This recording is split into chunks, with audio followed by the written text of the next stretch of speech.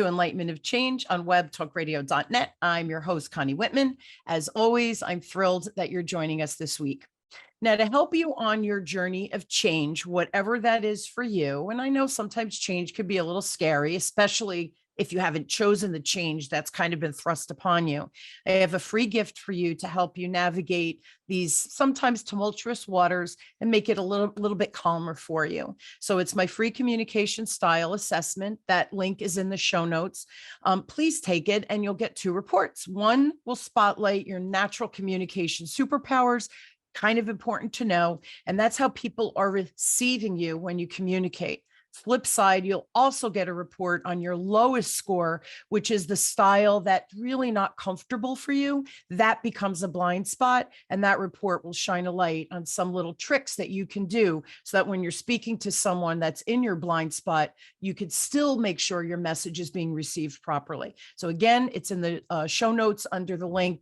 Please take that, and I truly hope it helps you navigate change that's going on in your life.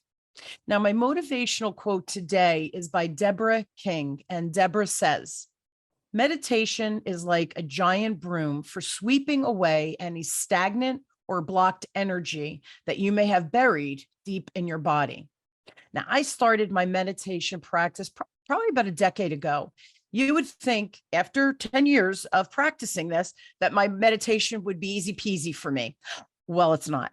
Sometimes I still find it hard to just quiet my mind and to be open to hear and maybe even see the new opportunities around me and to help me be aware of things I probably should be paying attention to that are right in front of me for the good of my higher self. So I'm really excited for my conversation today with Dr. Susan Shumsky. Now, Dr. Susan and I, we're going to dig in and we're going to discuss prosperity meditations.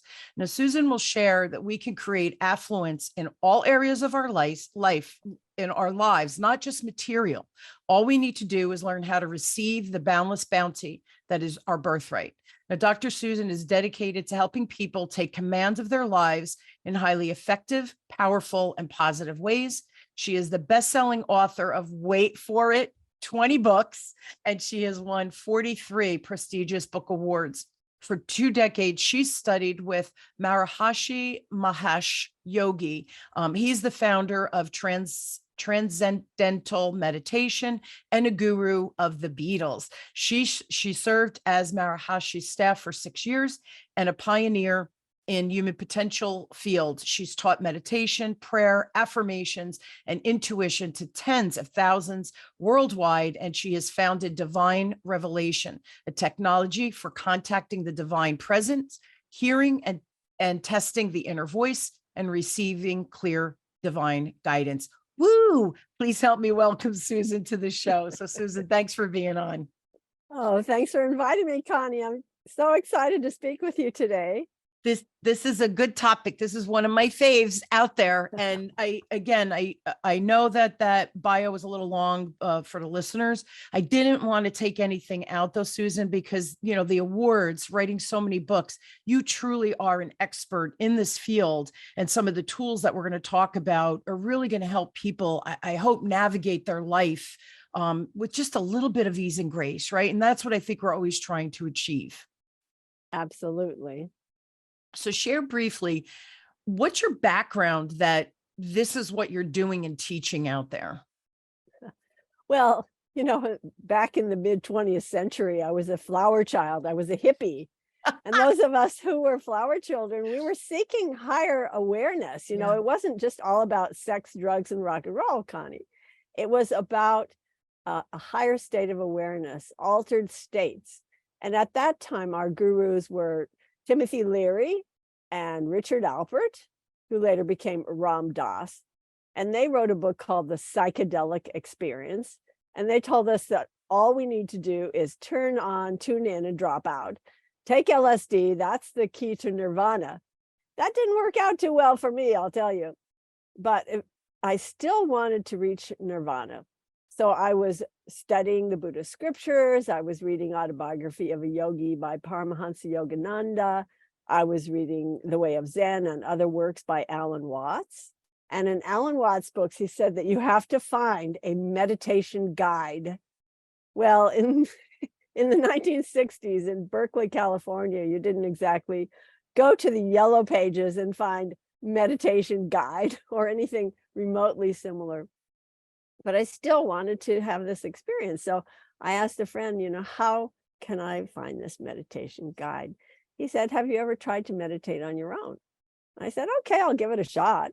So I lay down on my bed. That's how clueless I was, Connie. I didn't even know that you're supposed to sit up when you meditate. I lay on my bed and sort of prayed for or asked for a meditation. And immediately I was propelled into this ecstatic state. I could feel this chord or rush of energy rushing from the tips of my toes all the way up to the top of my head. And I felt like I was plugged into this cosmic electric socket, but in a most ecstatic way. And I figured, well, I didn't know any better. I said, oh, I guess this is meditation. Little did I know that I had received not only my first meditation, but also Kundalini awakening all at the same time without any drugs or stimulants. Wow.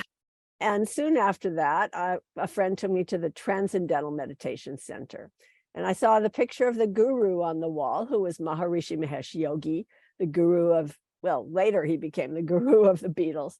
And so I knew immediately, as soon as I saw his picture, I could feel this energy coming from him, just from the photo. And I knew that this was where I could learn real meditation. So I did, and went off to India. And yeah, The rest is Rest is- the history as they write. That's history. So I'm curious. So if it's just fascinating, because back then you were seeking, right, this meditation practice guide, right? Somebody throws out, right? That's the beginning, right? That you heard it. You need a guide, and you thought, okay, let me pursue this. How did the Beatles and these other entities that you hear that they were getting divine downloads for their music, and were they able to tap into that more naturally? Like, how did they find him? How did they find the guru? Well, the Beatles were flower children also. Yes. They were of the same generation. Sure. And all of us were looking for higher consciousness, including the Beatles. And they were seeking, and they tried LSD. They tried it for years. They took thousands of trips, or at least John Lennon did. The others didn't take thousands of trips, but they definitely took a lot of LSD. And George reported that LSD totally changed his perception, totally changed his view. It was a very dramatic change for him and John especially. And so they were seeking. And Patty Boyd, who is George Harrison's wife, she saw a little tiny ad in the Times of London for transcendental meditation. So she went with her friend, went to the lecture. They learned TM. She told George about it, how it had helped her and how incredible it was. And he said, well, I want my own mantra. So when they found out that Maharishi was going to be speaking at the London Hilton on August 24th of 1967, George got tickets for all the Beatles and their wives, and they went. They were very favorably impressed with the lecture. After the lecture, they met with Maharishi, and they said that they had been seeking a highly spiritual experience, and they tried LSD, and that didn't work out. But Maharishi said to them, well, it's laudable of the youth today to want to have spiritual awakening, but drugs are not the way. And he said to the Beatles that they could have a big impact on the youth. And Paul asked, well, how would we do that? And Maharishi said, learn transcendental meditation and become teachers of meditation, and learn from one of my teachers in London. And they said, no, we want to learn from you. So Smart men. So Maharishi invited them to, the next day he was going to go to Bangor, North Wales, and teach a meditation retreat. So he invited them to come along. The very next day, they boarded a train, public transportation. They never, ever did that. They went on public transportation with Maharishi up to Bangor, and they learned TM the next day.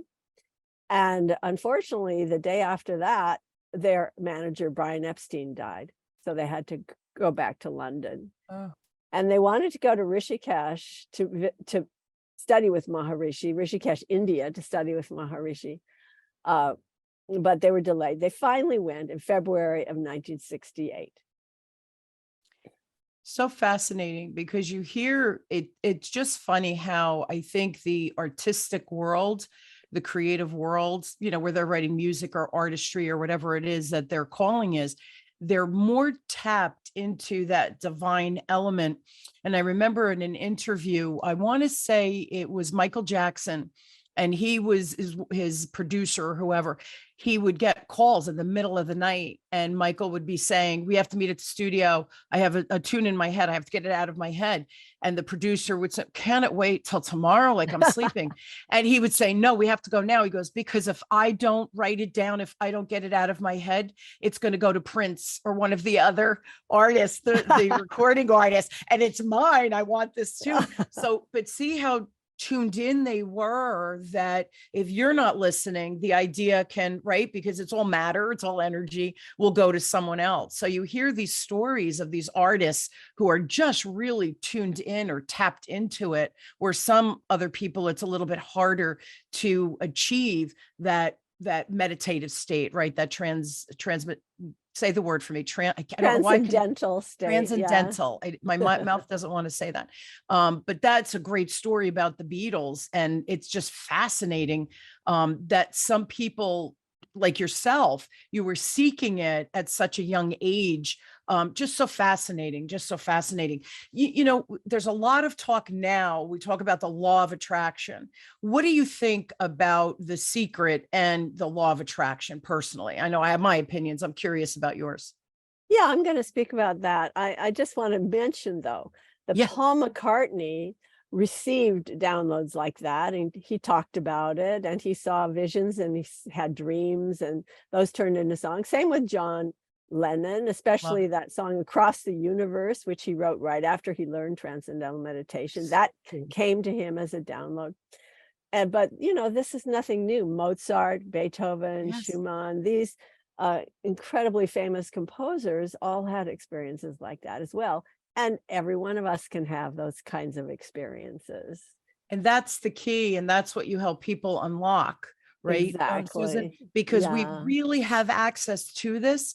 Just like you were told, you need a guide. And I think that it's even easier now because of the technology and Zoom and recordings. And it really can be at our fingertips if we know where to look and what will work for us, right? That's really what we're seeking, because, everything doesn't work for everyone.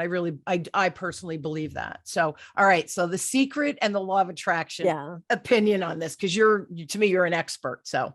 Well, I mean, The Secret is no secret. This new thought philosophy has been going on since ancient times. All the sages throughout the ages have told us that we create our own reality and our own destiny through thoughts, through words, and through deeds. Lord Buddha said, "All that we are is the result of what we have thought." And I'm going to repeat that because it's a stunning statement. All that we are is the result of what we have thought. And this is the first verse of the first chapter of the Dhammapada, which is arguably the most important Buddhist scripture. And then he goes on to say, if a person speaks or acts with a pure thought, then happiness follows him or her. If a person speaks or acts with an impure thought, then unhappiness follows him or her.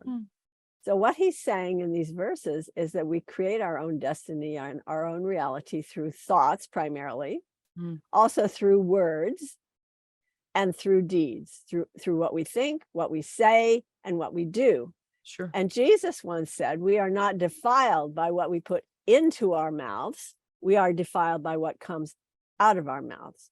Yeah. So he was saying the same thing. And he taught that over and over and over in his teachings, where if you really read his teachings and really ingest his teachings, he talks about the power of the word, the power of prayer, the power of affirmation. Say unto this mountain, and so on, the tree, all these things that he used to say. And so that is not a secret. But what The Secret did is it popularized it. It helped us to see it in a practical way, which is great.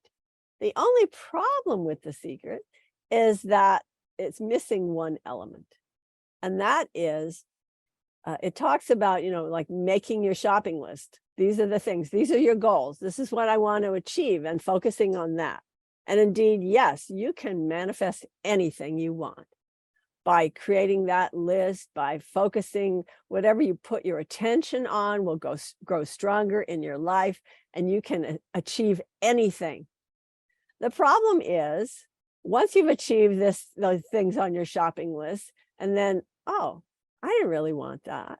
Why did I put that on my shopping list?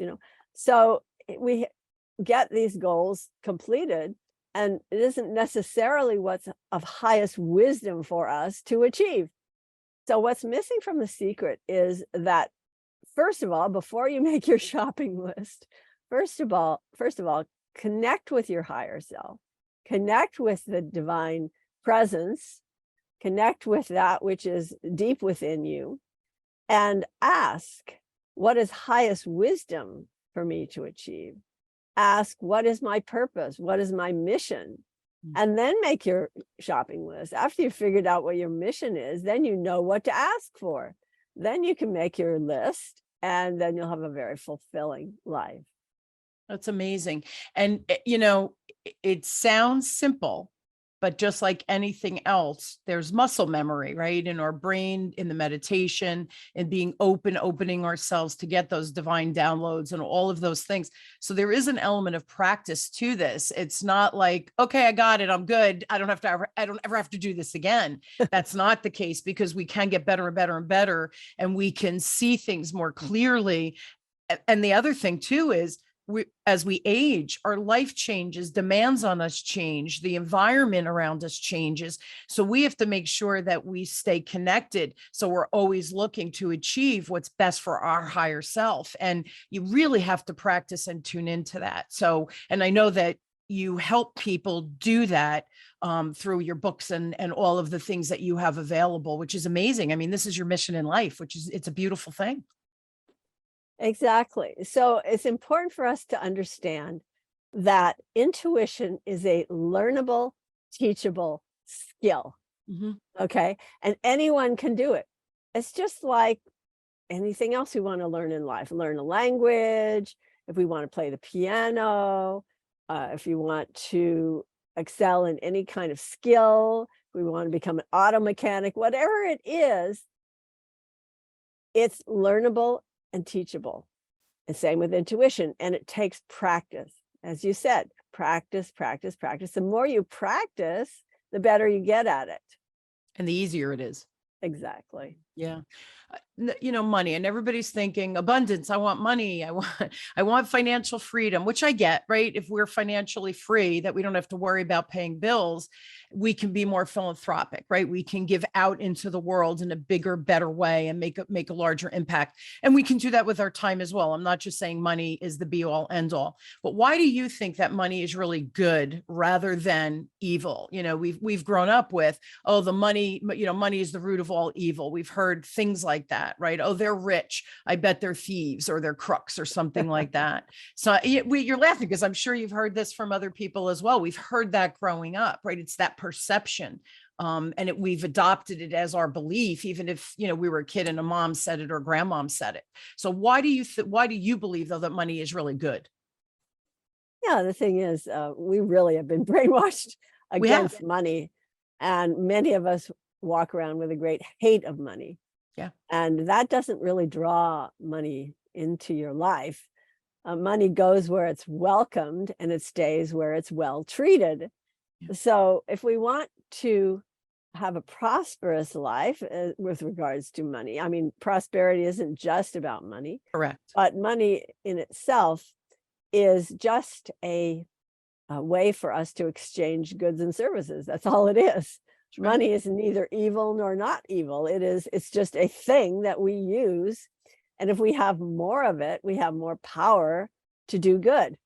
Those of us who have the best interests of the world in our hearts, those of us who sincerely want to lift the consciousness of the planet, those of us who sincerely want all beings on this planet to have a rich and happy life and have enough to eat and a place to live, those of us who really want to help the planet, we will do a lot more good if we have more resources.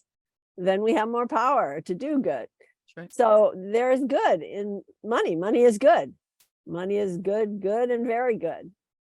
It's funny because, money is power. And unfortunately, people think that money is power, that I could dangle it over you. I can control you because you don't have as much money as me. That's not at all what we're saying. It's the power of the good that we can do, not that you hold it over someone, but it gives us the freedom to just show up bigger and better and really serve. And whatever, you finish the statement for you, serve your family, serve your community, serve the world, serve our environment, whatever, right? It doesn't matter. So, but you have to have money to have food on the table and a roof over your head so you could get a good night's sleep. So you have the energy to do all these things, right? It's all about that exchange of energy in some shape or form.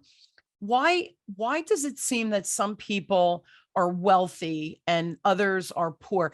Is it an element of karma? Is it learned behavior? Like, why is there such disparity when the concept of what we're talking about is actually quite simple? Yes, there's a reason why we're born into a family that's rich, or we're born into a family that's poor, or something in between. A lot of things make a lot of sense when you believe in reincarnation, which I do believe Me in too. reincarnation. I I do. believe that this isn't the only go round, that we've been on this planet for a very long time, and that we have developed certain beliefs, habits, and conditions, and that we are living out those conditions because our thoughts are creating our destiny. Whatever thoughts and beliefs we have had in the past continue with us lifetime after lifetime after lifetime.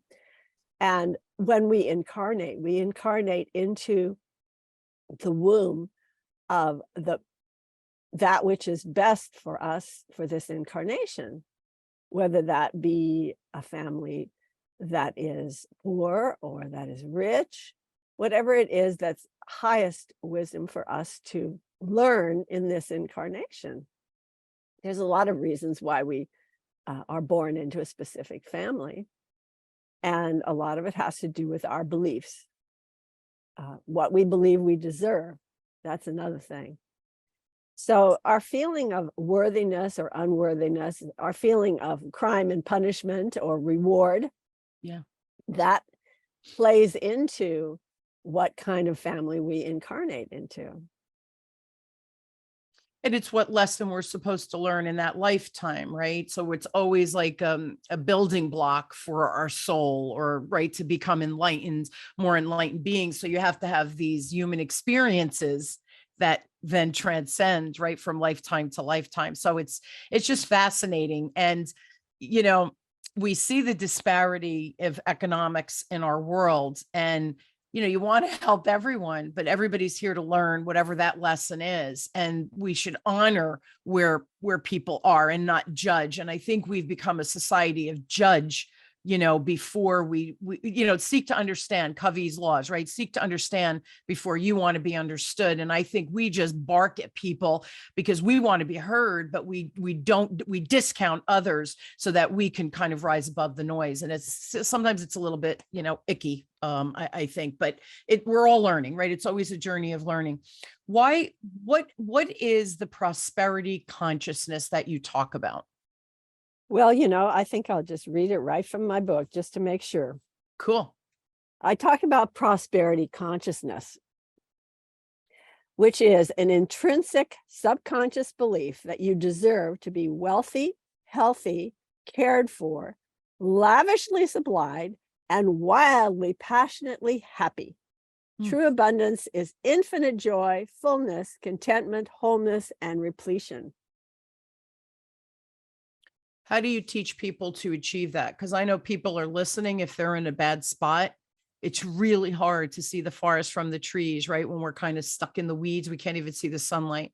So how do you teach people that provide that roadmap or those tools or those habits to be able to achieve the abundance that we all seek? And abundance, I agree with you. It's not just money, but you said it, healthy, happy, joyous. How do we get there? So we have to start somewhere, Connie. We start from where we are. And where we are may be in a very depressed state, debilitated state, or a hopeful state. We're in all different states, but we have to start somewhere. And the great thing about my book, Prosperity Meditations, is that you don't have to do anything, really. I call it the do nothing program. Do nothing, nothing, and less than nothing. And the less you do, the better things work. And that is because we are creating our destiny through every thought, every word, and every deed. So let's start with our thoughts and our beliefs. So we can start changing those little by little through the affirmations that are in the book, Prosperity Meditations. There's affirmations in the book, prayers, affirmations, meditations. And affirmations, they have an immediate effect. That's what's fantastic about affirmations, is that they will change your mind instantly. You may feel very depressed and very debilitated, and then you just open the book and you say an affirmation, and suddenly you feel better. You just feel better right away. Now, when you're saying an affirmation, it's a good idea to say it as though your higher self is saying it through you. What does that mean? It means that you're saying it with confidence, with conviction, and as though you really mean it, and you say it audibly, not just read it. If you just read things, it's not going to manifest in the physical world. If you say it audibly, with confidence, strongly, it has a powerful effect. I'll just give an example. I am in control. I am the only authority in my life. I am divinely protected by the light of my being. I close off my aura and body of light to the lower astral levels of mind, and I open to the spiritual world. Thank you, God, and so it is. So if you say an affirmation strongly with conviction, it has an incredibly powerful effect. And you feel it vibrating within you and around you. Not only affects yourself, it affects everything around you. So affirmation is something that I really advocate if you want to change your beliefs, if you want to change your way of thinking. And that is the key to changing your life. There was a statistics I did for another show, but it's relevant to this conversation and what you just said. It's something like we have 60,000, and the numbers could be off, but pretty close. I'm pretty close here. I think we have 60,000 negative, or 60,000 thoughts a day. 43,000 of those 60,000, so you see the percentage there, are negative. And tomorrow, 90% of our thoughts are exactly what we thought today. So the power of those negative mantras, they're almost wired within us because they repeat. So with your example and how you just shared that authority and how you said it with your conviction in your voice, right? Those words now have a vibrational energy behind them through us and out into the world. And that's just such a beautiful first step to be able to change that negative inner workings that we go through every day, right? 90% is repeated, which is a little scary. The good news is, based on what you're saying, Susan, that we can change that. We have the power. We just have to make a choice to take that power, and which God-given right? And how do you apply it? And I think your book, by the way, I did read your book, Prosperity Meditation. And wasn't there an exercise where you ask us to record the affirmations in our voice and then read and listen to them? Was that your book or another book? It is my book. Okay. And it isn't the affirmations that I suggest that you record. It's the meditations, the guided meditations. When I said the do nothing program, I was referring to guided meditations. Guided meditation, I believe, is the easiest possible way to meditate. All you have to do is follow the instructions. That's why I call it the do nothing program. I love Just it. do nothing, nothing, and less than nothing. Just listen to what you've recorded. So that it's so my idea is that in the book, Prosperity Meditations, there are guided meditations, not just affirmations, not just Yes. prayers, not just mantras. And in the case of the guided meditations, I suggest that you just record them on a device, your computer or your phone or whatever you use to record.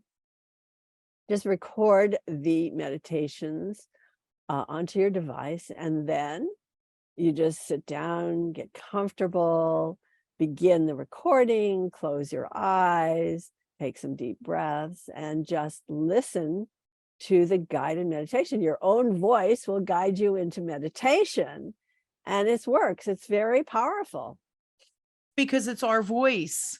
So it becomes again this exponential experience because you're not listening to someone else's voice, right? Because Right. subconsciously, well, it works for them, it doesn't work for me. But when you hear your own voice saying the words, right, it really, I think it seeps into you, right? Like a piece of bread and sauce. I'm Italian, right? So you dip that bread, you get it really soggy. But I think it's that same kind of connectivity where we marinate ourselves in our in words, right? You share how what the word path, what the phraseology is, but then it's our voice, so we can marinate ourselves, right? And believing what we're hearing because it's our voice. So I loved that, and it was so funny. Yeah. I'm thinking, as you were speaking, I'm like, I could swear this was her. I read so many books, which about me, Susan. So that I wanted to double check, but that to me, we're out of time, but that to me, everyone, just buy the book. The affirmations they're not affirmations. The meditations are not long passages either. So it's not like you're going to talk into your phone or whatever for 20 minutes. They're really compact and short. So you could get along with your busy day. But also, I found that to be super powerful to download in my voice. So I'm glad. Again, I read the book a while ago. Just the way the schedule worked out for us to get on to record it now. So powerful stuff. I'm just curious. My last question, because we are out of time. How did you learn that? Did someone teach you to record your own voice with these meditations?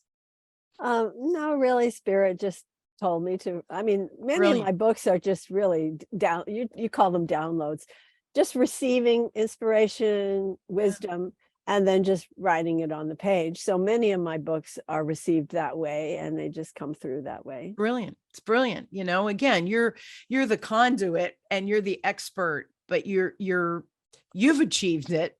Everybody can achieve it. Again, here's the thing, Susan. I believe we're at a crossroad now, right? Where they're here, people are listening to the show. You have two choices. You could say, oh, that was cool. That was a cool conversation Connie had with Susan. Awesome stuff. Don't buy the book, don't do the meditations, don't do any meditations, and choose to do nothing differently. It's a choice, and that is certainly okay. And then some people are going to be like, wait, how do I get the book? Or wait a minute, I don't know if I want to buy the book, but I like this idea of meditation. Let me explore it. But there's an action after listening. That's a choice as well. So the action, I believe, is where we can open ourselves up to things that, I call them magical, right? They're magical things, but you have to be open to it to even get those downloads. Again, my word, yours is the divine, connection. Here's the deal, everyone. Please, check out Susan's website. It's dr for doctor, drsusan.org. And you have a free gift. It's susangift.com. I'll put all this in the show notes. But Susan, can you tell everybody what the free gift is? Because it's abundant, guys, for you. Yeah, Extreme generosity here. In my special gift that I'm offering, you'll get a mini meditation, Awaken to Spirit. You'll hear a lecture, How to Hear the Voice of Divine Intuition. You'll get a teleseminar, Healing Psychic Sponge Syndrome. You'll get a coupon towards a spiritual retreat tour or cruise ship seminar. And you'll get free access to my weekly prayer circle, which I personally lead. It's wonderful. Thank you so much. So again, we have resources here that are gifts from my guests to help you start your journey, continue your journey, or just grow in your journey, no matter where you are, right? On the pendulum of I'm a newbie all the way to, hey, I've been doing this 20 years. we can always get better. You get new divine receptions every day. That's why you have all these wonderful books out there. So again, if we're open to it and we start practicing it, magic really does happen. We have a choice. So I hope you choose to buy the book, or at least go to Susan's website. Again, let me give it to you one more time. It's drsusan.org, drsusan.org. And I will put that in the show notes. Susan, thank you so much. You're just lovely, and you make it sound simple, which I think is good. I know it's not simple, right? It's a simple concept, but I think you've paved the road for us by creating the prosperity meditation so that we can record it in our own voice, our own pace, whatever it is, and then listen to it and just do nothing. And that was the other thing I love, do nothing. So just before you go to bed, sit or when you first wake up in the morning, or do you recommend a certain time of day to do it, or whenever works for people? I think you hit the nail on the head. First thing in the morning or last thing late at night is the best way to start changing your thoughts and your beliefs, especially right before you go to bed. Yeah.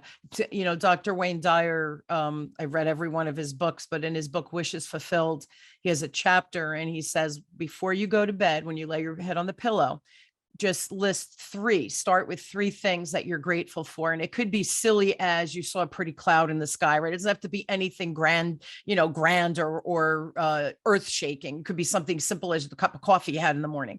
And he says, but try to start with 3. And what happens, right? You end up with 50 things at the end of the day, truly, that you're grateful for. And the reason he said to do this at night is he said, now as you're going to sleep, your mind is percolating on all these beautiful, beautiful memories, beautiful things that you were grateful for during the day, your child's smile or giggle or whatever it was. You percolate on that. You have a better night's sleep. You dream more beautifully, and then you wake up in a better mood that you could start your level of productivity. And it starts with just 3 things that you're grateful for at night, or use the meditation like Susan is talking about. There's so many tools and strategies out there. Pick what's comfortable for you and then go for it. So check out the website. Again, it's drsusan.org.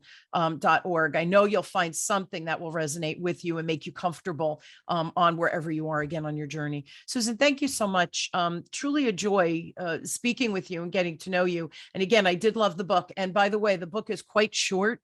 So it's not like it's going to take you 10 years to read. And you could start with 1 meditation, record it and play with that, and then come back to the book and do another one. It's not like read it through and be done with it. That's not how it's not how I interpreted the book for myself personally. And I can only speak from my perspective, Susan. Right. And there's an appendix in the back. So you can choose the affirmation or meditation that you want to focus on at that time. And the book is not just about money. It's about so many things: health, relationships, love, prosperity, world peace. So many different aspects of prosperity. Just shine our light bigger and better and help others shine their light. And we can actually change the world right together. You just got to, here's the deal. Again, it goes back to choice. We all have a choice right here, right now. And I hope that you seek whatever it is for you that will get your mojo going. Susan, thank you so much. And thank you all for joining me. And I hope you will join me weekly as we question, build, and discover together. No matter where you are on your journey of change and you fill in the blank, I really do hope my guests and I provide some ideas, strategies, tips that you can implement and make use in your life to change it for you, your family, or whoever that's important to you in your world. So thank you again for tuning in and listening to Enlightenment of Change with me, your host, Connie Whitman, on webtalkradio.com. Again, I wish you all truly an inspired week. And I hope that today's conversation has inspired you to look at yourself a little bit differently and perhaps try something that maybe is new or extremely familiar to you wherever you are. And I hope you find it peaceful, useful, and all of the things to help you on your journey. Thank you again. I love that you tune in weekly. I love you all. And I'll see you next week. Susan, thank you again, my friend. And thank you, Connie. My pleasure.